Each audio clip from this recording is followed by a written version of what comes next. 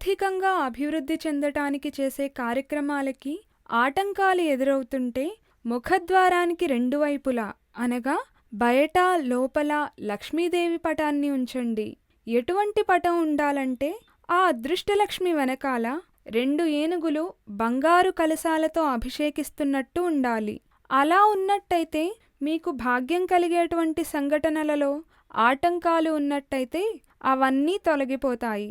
అలాగే మీ ఇంట్లో ఉండే బీరువాకి కూడా ఇలాంటి పటాన్ని అతికించినట్లయితే అధికంగా డబ్బు ఖర్చు చేయాలి అనే తలంపు తగ్గి పొదుపు చేయాలనే ఆలోచన కలుగుతుంది. ఈ వీడియో మీకు నచ్చినట్లయితే లైక్ చేయండి, షేర్ చేయండి. మరిన్ని అప్డేట్స్ కోసం మా జనహితం టీవీని సబ్స్క్రైబ్ చేయడం మాత్రం మర్చిపోకండి.